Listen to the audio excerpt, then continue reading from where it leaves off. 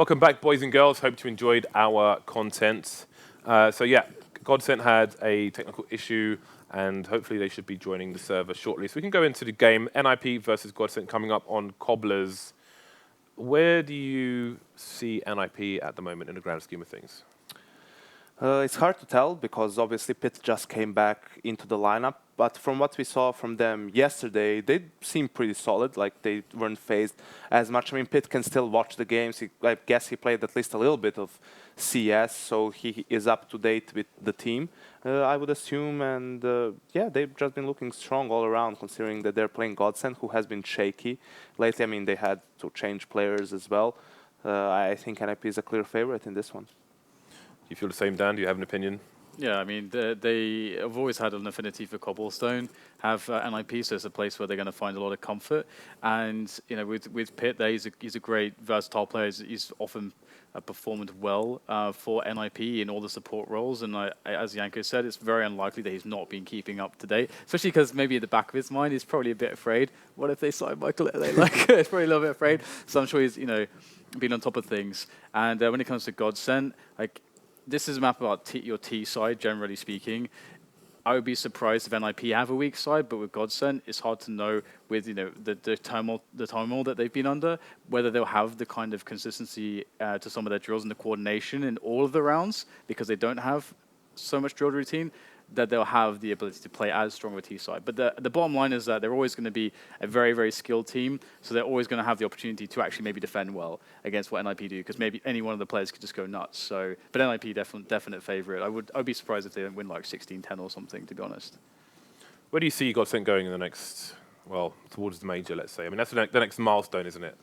Yeah, I mean, they have to play the qualifiers first because they lost Crims to Fnatic and they lost the major spot. They just qualified through the minor last week in Bucharest. But yeah, it has been looking pretty shaky for them. Granted, they didn't have much time to practice.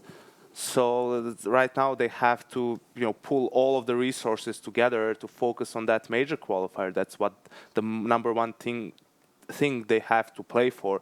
The problem is seeing them play a little bit in the minor. It looked like they were still trying to play that old style of Pronex with the old Fnatic team, and I just don't think that's that viable anymore, especially with the lineup he has right now. The old Fnatic lineup was obviously more skilled than this one, and some of the players that are playing in this lineup now are not in the same form that they were before. So I think they're going to have to do a little bit of reinventing, so to speak, for them to have a chance to qualify for the major, because the qualifier is going to be pretty stacked. On the subject of reinvention, Lurpis made a tweet the other day, which was something along the lines of, I think he mentioned JW and someone. Pasha, yeah, and said something along the lines of maybe the super aggressive play style is dead once everyone expects it.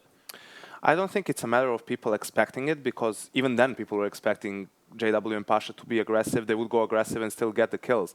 I think it's a matter of two things. One, the skills ceiling or the average skill of players has risen a lot. So there are more players now who are capable of punishing you for that type of a move than there were before. And I think also the confidence.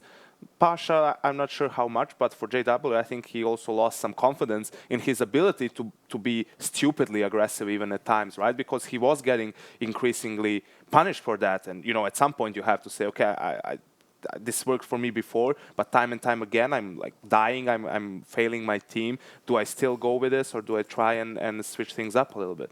I think yesterday you kind of made a similar point with Olofmeister, actually, in that, like Yanko was talking about in the cast, that he believed that Olofmeister never dropped off from his skill. Like, his skill never really dropped off, but what he could actually do within the team was the problem. Like, your teammates obviously enable you, and that's probably like a thing with JW that was there before, that he can do these crazy moves.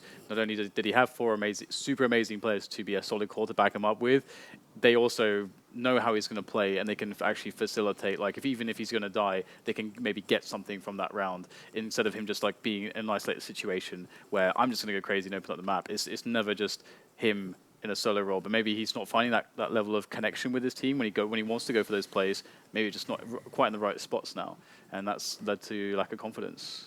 It's interesting you mentioned that, actually. I know I've seen some private conversations between players and other people in the scene around the toilets and after parties, where some people they mentioned that you know, compared to problems they had, or at least problems that were things that were viewed from the public point of view as problems within their team at the time. Looking at JW and the old Fnatic, saying the great thing about his team is that they allow him to be that confident player and make plays which may work, which may not work, which may win you the game, or otherwise the team may have to clean up. But you know, for the most part, you want your players running with that kind of confidence. But again, this team can't have the amount of skill that the old team had. So you do wonder where that style of play will go, or if it's still you know, possible with his current lineup. I mean, I'm actually very afraid they're going to have a string of very poor results. Actually, I feel like that's coming for Godsend. I feel like because we had this Swedish shuffle, and it feels like you know, it was always